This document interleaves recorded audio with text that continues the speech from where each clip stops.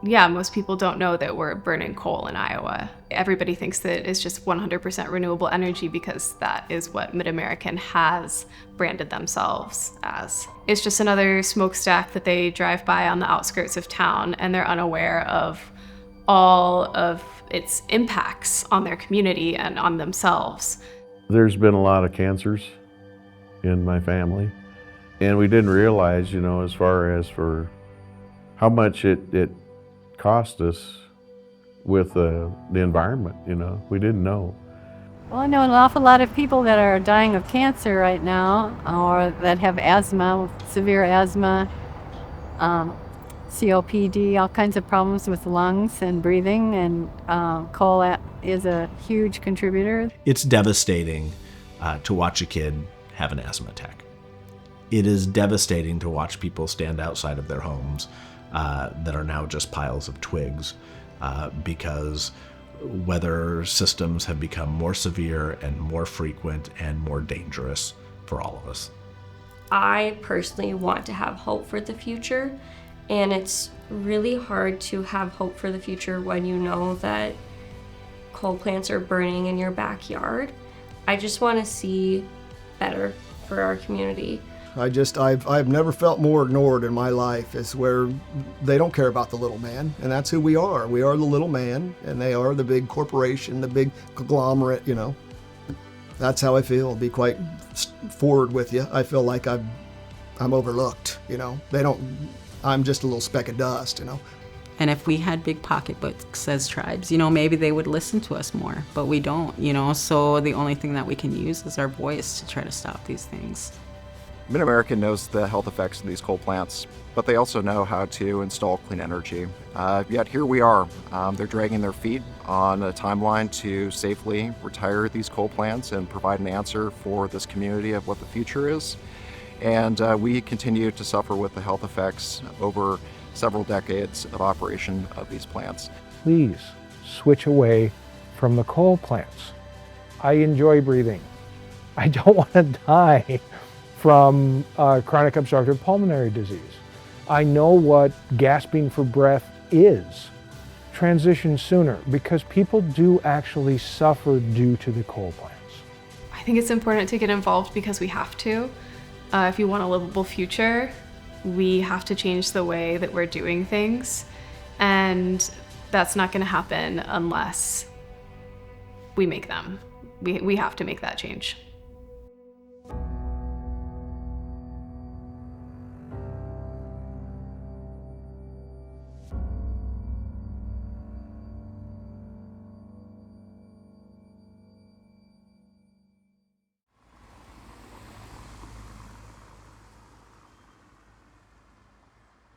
My name is Tim Heilman, and I was originally from Salix, Iowa. I was born in Sioux City, and I moved to Salix in 1955. Salix is a small town. I think they probably have less than 500 people. It's a railroad town. My dad, he was an engineer on the Chicago Northwestern, and he also farmed 40 acres when we moved to Salix. It was great. It was really great. It was, there was 11 of us kids. It was great. A lot of times we would talk about the benefits of having a power plant, a coal power plant close to us. And we went and we would view the plant, we'd go in, they'd have open houses and we'd see it. And we didn't realize, as far as for how much it cost us with the environment, we didn't know. We didn't think about it getting it into our water, and we had a well on our farm, so we didn't think about that.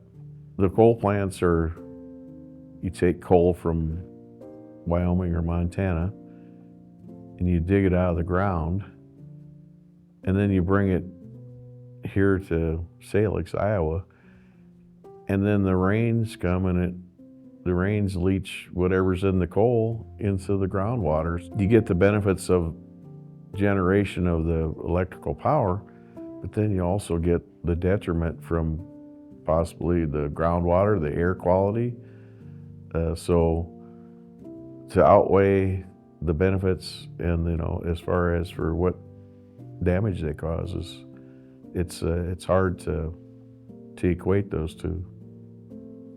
There's been a lot of cancers in my family, and I'm not sure if that's caused from the coal generation or drinking the water in that area, but quite a few members of my family have died. My oldest brother, he died in 2009, and he died of a heart abnormality, but he worked the coal pile.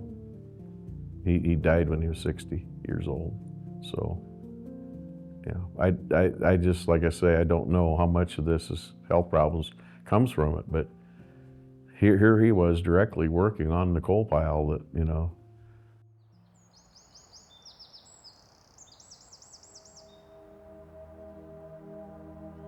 We're here at Browns Lake Park in Woodbury County. This is a county park that has an oxbow lake near the Missouri River.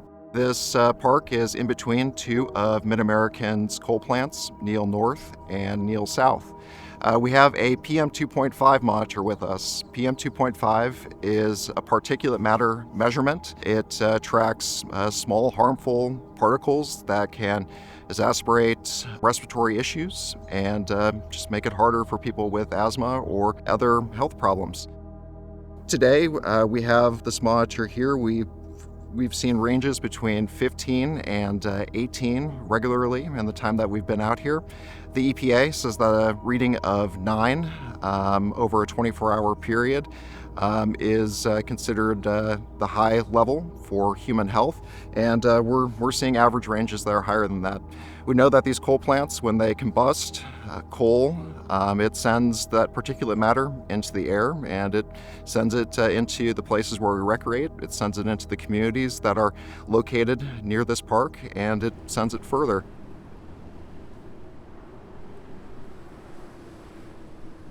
Sioux City it feels like a homey community, but it's actually pretty big, and it's located right on the water.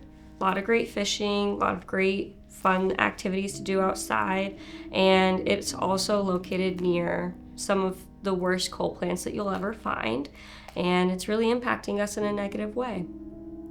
I would say probably 50% of the people that I talk to don't even know that there are coal plants here, and they also don't understand we are one of the sickest counties in the state in terms of asthma. We're also one of the most diverse and one of the least insured. Seeing footage of the coal plants, the first thing that came to my mind was, wow, these are huge. Like, it's never ending. And then I was just really disgusted.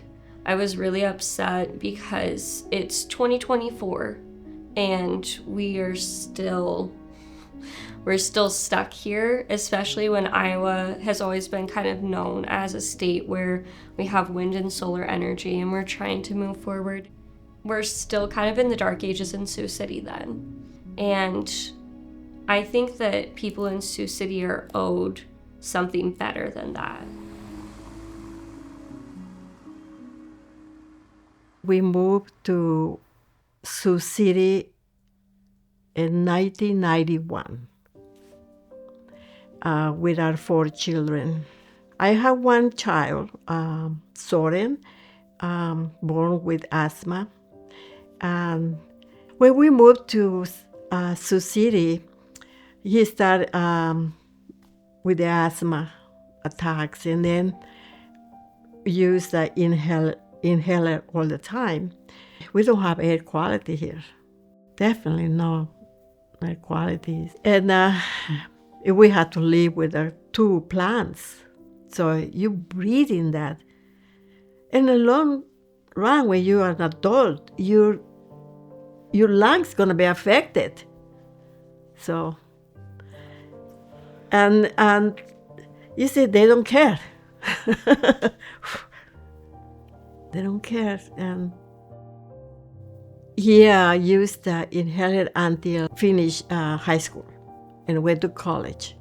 Got out of the Sioux City area and moved to Minnesota where he's living now. And he started getting better and better and better. And he never used the inhaler anymore. So he will never come back because he doesn't feel like healthy. Somebody should have a heart there to listen to us, for them to make a plan. With no stopping the company, they will be in business forever, but they need to change their minds to improve the air quality. And there's many ways to do it. If they don't want to do a plan, let's do a plan for them. Clean Up MidAm started in 2021, and we've grown in numbers, we've grown in action, and we've gotten a lot more bold because the urgency has done nothing but increase. As far as the environment goes in Iowa, MidAmerican has a huge impact on it, and we need to hold them accountable for that. MidAmerican Energy, with one voice we say, clean up your act! We believe that MidAm has the moral obligation to move beyond coal.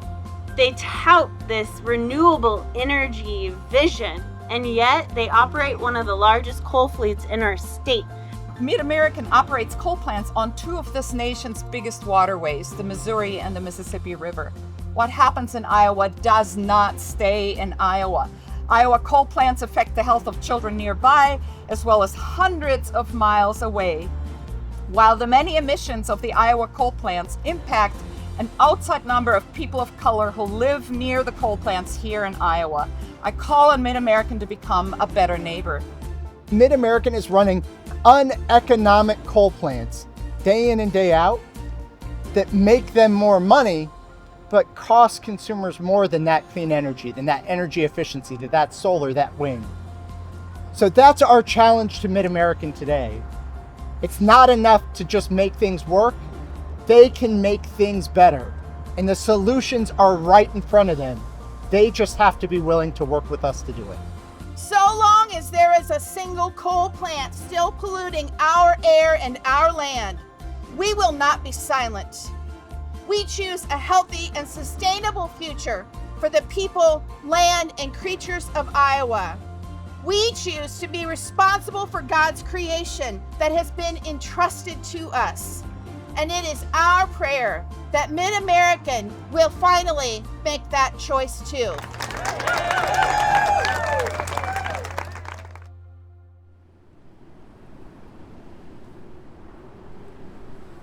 When people think about coal plants, they don't necessarily think about water pollution, they think about the air pollution. Coal plants are always on rivers because they use the water as a source intake and cooling, and there's thermal pollution that goes along with that regularly. But recently, MidAmerican proposed to dump toxic waste directly into the Missouri River up in northwest Iowa. Coal contains a lot of elements. It contains arsenic, it contains different metals, it contains mercury. So all of these things can show up in that leachate, and that's what also needs to be then controlled under a hopefully either a treatment system, or at least we need to make sure that the permit has limits on how much actually can be discharged. The old adage of, that dilution is the solution to pollution. That's exactly what they were trying to do. They know they had a large volume of pollutants within the leachate, but if I push it to the river, and DNR will, unfortunately, they will still say, yes, that is permittable. It's not something that was super highly publicized. It's not something that the general public usually gets involved in, but we were able to organize around it and deliver comments to the DNR saying that this was not something that the community was okay with, that the people of Iowa are okay with. I think their proposal to dump toxic waste in the Missouri River says who they are. They're not concerned about environmental impacts or health impacts of their actions. It didn't surprise me, and then largely because if you work within certainly the company, even the industry, but I mean, having worked there, I'm sure the mindset was, well, what is the lowest cost way we can do this? And that is the lowest cost. That's an insane amount of pollution that goes to drinking water sources for everybody downstream. The George Neal North and South coal plants up in Sioux City in the northwest corner of the state are immediately south of downtown Sioux City and just north of the Winnebago Reservation. Water is sacred for everyone. That resource, the Missouri River in particular, is a huge part of the Winnebago Reservation and their culture.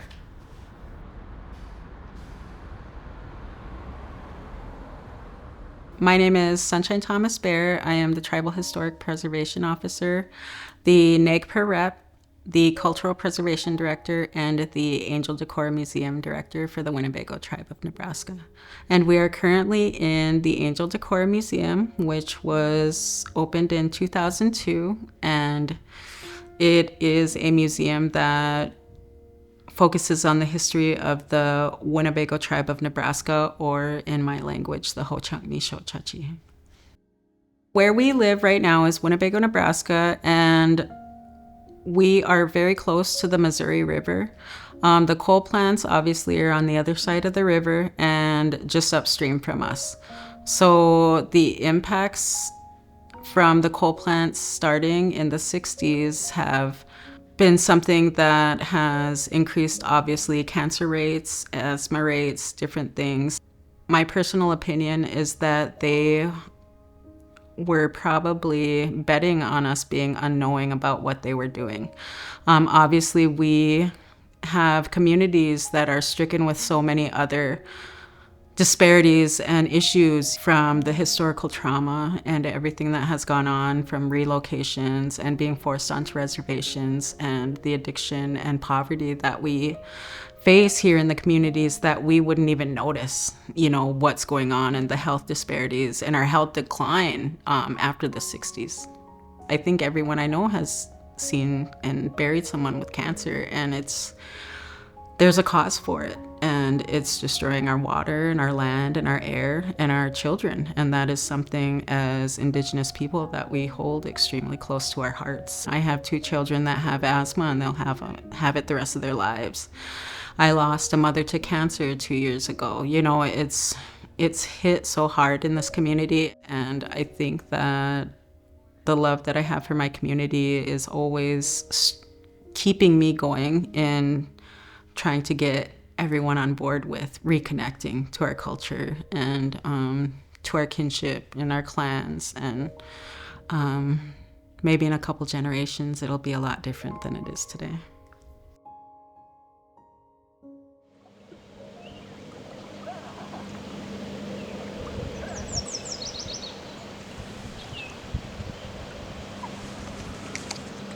My name is Patricia Fuller. I live in Council Bluffs, Iowa. I live on Lake Manawa. We are probably less than 2 miles from the plant. Every morning I wake up, I see the plant. There's no getting away from it. I was maybe a couple years ago diagnosed with nodules in my lungs and some coronary occlusions. Yeah, I'm 78 years old, so not a spring chicken, but still, I wasn't expecting this, and it does make you wonder about the effects of living this close to a power plant, but nobody knew. I mean, I had no real knowledge of the amount of pollution or anything. It's frustrating, it's discouraging, it's big money. I mean, it's not only just MidAmerican or Berkshire. I mean, we have put profits and money before our health. When it comes to money, that seems to trump everything else.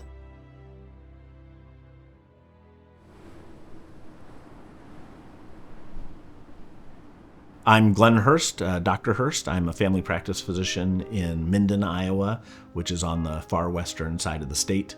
I live in a town of 600 people, well now a town of 400 people, since we were devastated by a tornado about 3 months ago. I've been here in this town for 14 years as the only physician.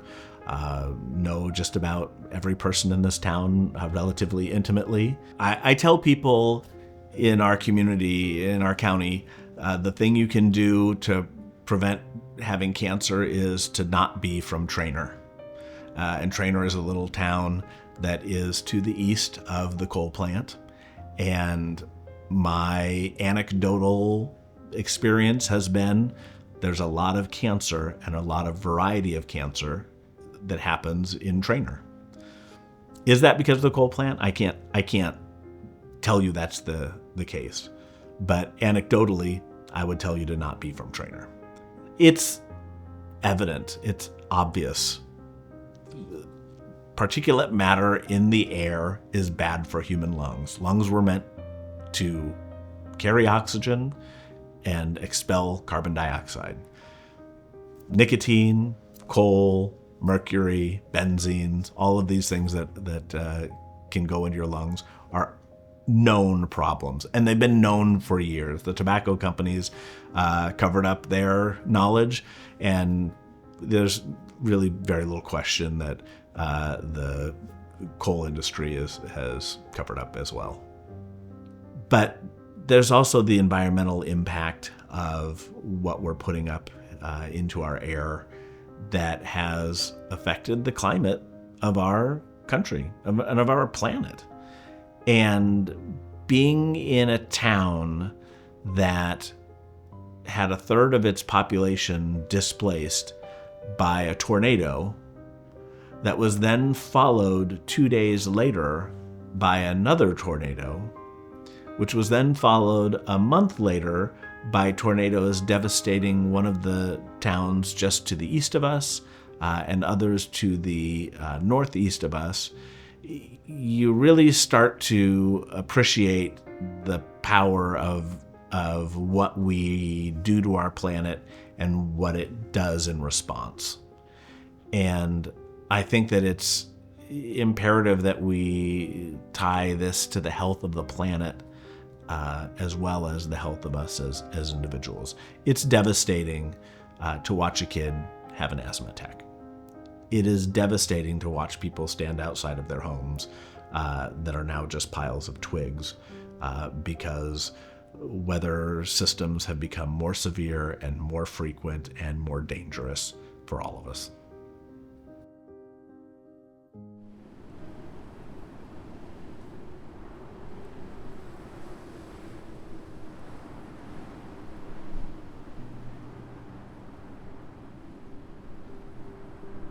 My name's Brian Fisher.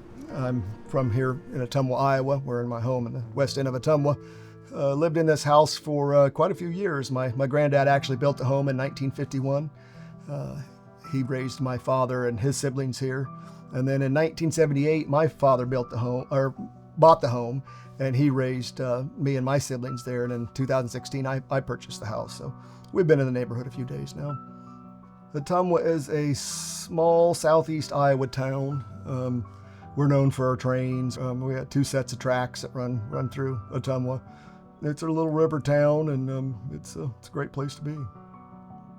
With the trains, the trains are just getting frustrating. They didn't used to be this way. They used to have, I miss the old days when it was one engine in a caboose. You know, that was when they would drive by, and as us kids were out in the fields, you know, we'd wave and they'd honk and everything was all good. Well, nowadays it isn't so good. It's pretty frustrating. There is fumes that come out of these multiple engines. It isn't just one engine stack. It's several engine stacks that linger. Literally, it lingers near our city park. And then we've got open coal trains that, the open coal beds that are, when the wind blows just right, you get a whiff of it, and it's not good. I actually wrote a handwritten letter to Warren Buffett. I just asked him nicely, can you please stop? Never heard nothing back. That's been years ago. Do they have anybody at BNSF or Berkshire Hathaway or any of those big corporations, any of them that understand, any of them that come from small towns like us, But it makes you wonder, but to this day, my questions are still remain unanswered, Hey, ho, ho! These fossil fuels have got to go! Hey, hey! Ho, ho! These fossil fuels have got to go! Today I'm here in Omaha at the Berkshire Hathaway shareholder meeting. We just held a rally with over 75 people, and it was a really great message and really inspiring to see so many people pushing Berkshire Hathaway for climate action. We thought it was important to rally outside and capture the attention of what shareholders' money is actually going towards. MidAmerican and Berkshire Hathaway Energy consistently put MidAmerican Energy as the sort of poster child of renewable and clean energy. Every single one of their shareholder meetings that I've attended has started with some sort of little film featuring MidAmerican Energy and all of their renewables that they're so proud about. But they consistently neglect to recognize their coal pollution. I think it's something that most Iowans are not aware of, and they would prefer to keep it that way. You don't see images of their coal plants and the pollution coming out of the smokestacks on your monthly bill.